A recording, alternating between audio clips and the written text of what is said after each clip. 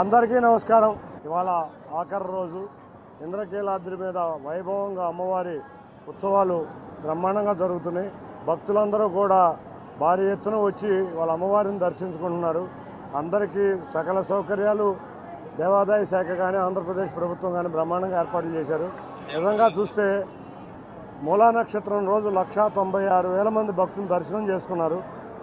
ఎటువంటి ఇబ్బంది లేకుండా భక్తులకి దర్శన ఏర్పాట్లు చేయడం జరిగింది.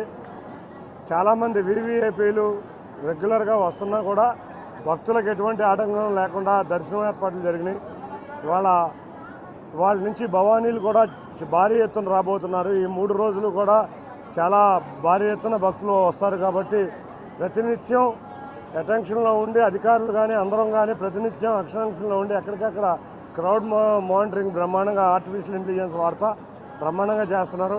అందరికీ కూడా ధన్యవాదాలు. భక్తులందరూ కూడా ఎటువంటి ఇబ్బంది ఉన్నా కూడా వెంటనే ఫీడ్బ్యాక్ సిస్టమ్ కూడా ఉంది. ఆ ఫీడ్బ్యాక్ సిస్టమ్ కూడా మేము రెక్టిఫై చేసుకుంటున్నాం. ఏమైనా చిన్న చిన్న పొరపాట్లు జరిగినా కూడా అందరూ కూడా సంతృప్తి వ్యక్తం చేస్తున్నారు. సుమారు 95% హ్యాపీనెస్ ఇది చూపిస్తున్నారు. అంటే ఏర్పాట్లు అంత గొప్పగా ఏర్పాటు చేసిన దేవాదాయ శాఖ వారికి, అంతేకాకుండా ఆంధ్రప్రదేశ్ ప్రభుత్వానికి, ఇక్కడ ఉన్న అధికారులకి, ఇక్కడ ఉన్న సెల్ఫ్ డిసిప్లిన్ చేస్తున్న రాజకీయ నాయకులకు అందరికీ కూడా ధన్యవాదాలు తెలుపుకుంటూ మరొక్కసారి అందరికీ ఆంధ్రప్రదేశ్ ప్రజానీకానికి అందరికీ కూడా దసరా శుభాకాంక్షలు.